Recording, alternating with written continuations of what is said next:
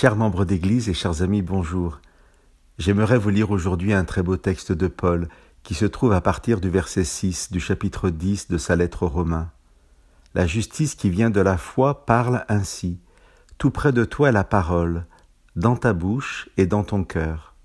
Cette parole, c'est la parole de la foi que nous proclamons.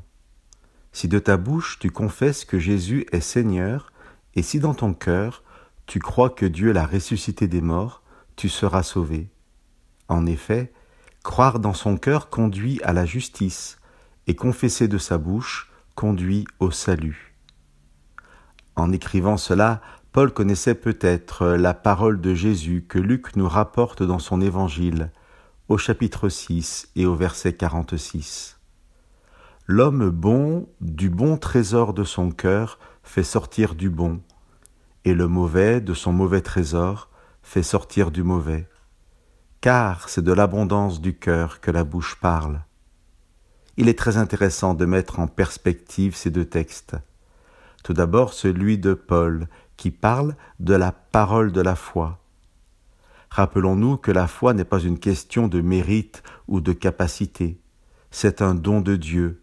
Et je crois sincèrement, à la lumière de la révélation biblique, que la foi est déposée dans le cœur de chacun de nous.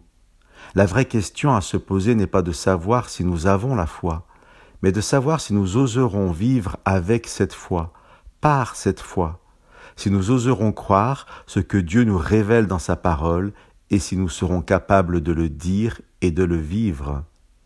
Car cette foi que Dieu a déposée dans nos cœurs, Jésus interroge sur ce que nous en ferons. Il parle de l'homme bon et de l'homme mauvais. Ici, l'homme bon n'est pas celui qui est meilleur ou plus intelligent qu'un autre, mais celui dont les actes quotidiens sont en conformité avec les paroles de son cœur et celles de sa bouche. L'homme bon est celui qui se conforme à ce que Dieu attend de lui, à ce pourquoi Dieu l'a créé.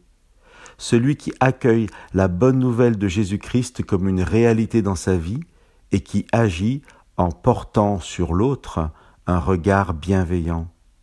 Chers amis, c'est l'histoire d'une vie, l'histoire de nos parcours avec des hauts et des bas. Mais j'oserais vous dire que si nous sommes ensemble en ce moment, dans ce temps de partage, c'est bien que nos cœurs ont été touchés par Dieu. Et Dieu qui sonde nos cœurs connaît la sincérité de nos sentiments. Soyons encouragés par ce texte de Paul. Si de ta bouche tu confesses que Jésus est Seigneur, et si dans ton cœur tu crois que Dieu l'a ressuscité des morts, tu seras sauvé.